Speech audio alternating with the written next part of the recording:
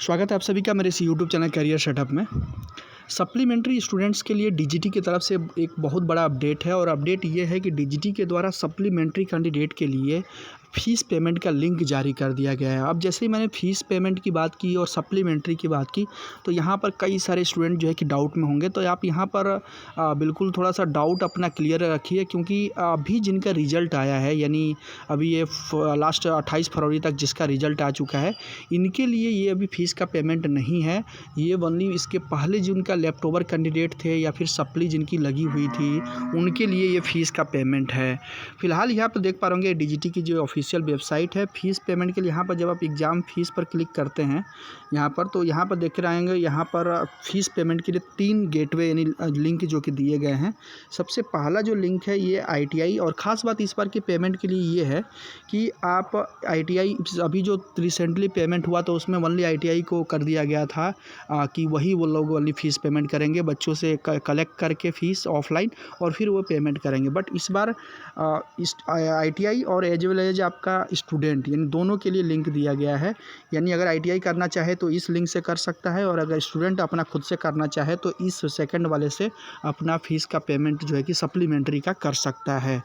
तीसरा जो यहाँ पर लिंक देख रहे होंगे, ये जो है जो भी पहले बल्क पेमेंट जो किया गया था स्टार्टिंग में, जब 2020 में जब ये एग्ज़ाम हो रहे थे, तो बल्क पेमेंट 2020 से 21 के बीच में जिन्होंने किया था और उनका अभी तक एग्ज़ाम नहीं हुआ है, तो ऐसे जो कॉलेज हैं वो अपना यहाँ पर रिकॉर्ड अपडेट करवा सकते हैं और दोबारा से वेरीफाई करवा सकते हैं पेमेंट। उसके बाद उनका जो लेफ्टओवर कैंडिडेट होंगे उनका भी जो कि एग्ज़ाम करवा दिया जाएगा।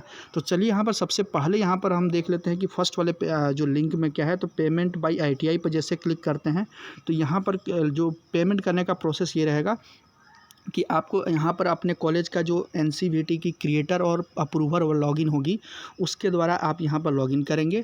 किसी एक के द्वारा, किसी एक से आप कर सकते हैं, चाहे क्रिएटर से कीजिए या अप्रूवर से कीजिए। यहाँ पर वो आप अपनी कॉलेज की लॉगिन आईडी डालेंगे, क्रिएटर की या अप्रूवर की, और फिर यहाँ पर सबमिट करेंगे। जैसे सबमिट करेंगे तो जो आपके कॉलेज के जितने भी एलिजिबल कैंडिडेट होंगे इस सप्ली को देने के लिए, उनकी लिस्ट आ जाएगी।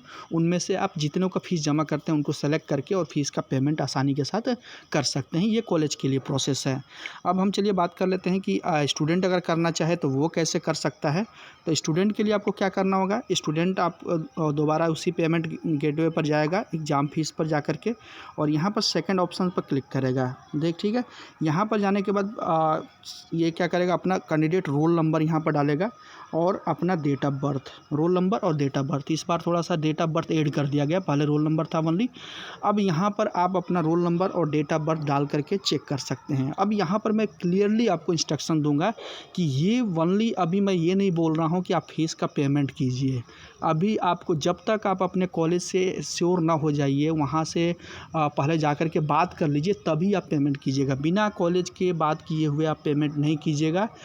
मैं यह बस आपको अपडेट दे रहा हूँ कि लिंक जो है कि एक्टिव हो चुका है, लेकिन मैं ये नहीं कह रहा हूँ कि आप पेमेंट करिए। पेमेंट अभी आपको नहीं करना है जब तक कि आप अपने कॉलेज से बात ना कर लें। कॉलेज से बात करने के बाद ही आप पेमेंट कीजिएगा, ठीक है। तो आप पहले अपने आप ये पेमेंट नहीं करना आपको, ठीक। जैसे आप ये लॉगिन करेंगे, सबमिट करेंगे, तो सबमिट करने के बाद आपका प्रोफाइल खुलेगी, जहाँ पर नाम, रोल नंबर आपका और फीस का जो वो होगा, फीस होगी जो, वो आपको दिखाई देगी। और उसको आप अलग अलग डेबिट कार्ड, क्रेडिट कार्ड या यूपीआई पेमेंट के द्वारा आप अपना पेमेंट कर सकते हैं। तीसरा जो है इसमें अपडेट जो है कि तीसरा जो लिंक तो है एग्ज़ाम फ़ीस का, यहाँ पर देख पा रहे होंगे बल्क पेमेंट का, यानी अपना पेमेंट वेरीफाई करवाना चाहते हैं। जो लोग पेमेंट बल्क में किए थे वो दोबारा पेमेंट वेरीफाई करवाने के लिए उनको इस पर क्लिक करके, और यहाँ पर उनको जो भी आपने पेमेंट किया था उसका सारा जो आपको स्लिप मिली होगी, वो सब स्लिप में से डिटेल्स आप ले करके और यहाँ पर आप एंटर करेंगे। स्टेट पहले सेलेक्ट करेंगे, डिस्ट्रिक्ट, फिर आईटीआई कोड अपना डालेंगे, फिर नेम डालेंगे। उसके बाद आप अपना नेम डाल सकते हैं। उसके बाद ईमेल आईडी, जिस ईमेल आईडी को उस टाइम आपने यूज किया था पेमेंट के लिए, मोबाइल नंबर डालेंगे, जो रेफरेंस नंबर था वो, पेमेंट की डेट आप यहाँ पर डालेंगे और यहाँ पर अमाउंट कितने का आपने अमाउंट पे किया था वो, और उसके बाद टोटल स्टूडेंट कितने का पे किया था आपने, और ऑर्डर आईडी जो कि आपके जो ट्रांजैक्शन स्लिप उस टाइम मिली होगी उसमें सब आपको यहाँ पर मिल जाएगा।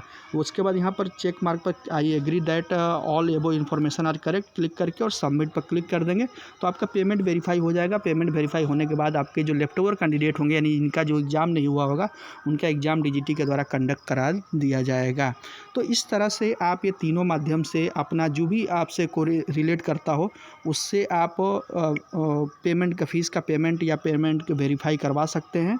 मैं फिर से एक बार लास्ट में आपको हिदायत दूंगा, अभी आपको पेमेंट नहीं कीजिएगा, बिल्कुल नहीं कीजिएगा जब तक आप अपने कॉलेज से बात कर लें, क्योंकि यहाँ पर बिल्कुल यहाँ पर आदि क्लियरली मेंशन कुछ भी नहीं है। यहाँ पर डीजीटी के द्वारा यहाँ पर ज़रूर मेंशन होना चाहिए था कि पेमेंट किसको करना है, क्योंकि अभी जिनका रिजल्ट आ गया उनको भी सप्ली हो गई तो वो भी अपना पेमेंट कर सकते हैं अगर इससे कुछ ना दिया हो तो ऐसे में काफ़ी डाउट का विषय है यहाँ पर। तो इसलिए मैं आपसे क्लियरली बोल रहा हूँ कि आप पेमेंट नहीं कीजिएगा जब तक कि आप अपने कॉलेज फैकल्टी से कॉलेज के द्वारा आपको परमिशन ना मिल जाए पेमेंट करने के लिए, वहाँ से स्पष्ट गाइडलाइन ना मिल जाए। मुझे बस ये अपडेट देना था इसलिए मैं आपको जानकारी दे दी। इन सभी जो पेमेंट का लिंक है आपको इस वीडियो के डिस्क्रिप्शन बॉक्स में मिल जाएगा, तो आप वहाँ से डायरेक्टली जब भी पेमेंट आपके कॉलेज से हो जाता है अप्रूवल कि आप पेमेंट कर सकते हैं तो उस लिंक के द्वारा आप अपना आसानी से पेमेंट कर सकते हैं। वीडियो अगर अच्छी लगी तो चैनल को सब्सक्राइब तथा साथ में बेल आइकन पर क्लिक करना ना भूलें, जिससे कि इन फ्यूचर जो भी ऐसे अपडेट मैं ITI से रिलेटेड लेकर के आता रहता हूँ उसका नोटिफिकेशन आपको तुरंत मिलता रहे।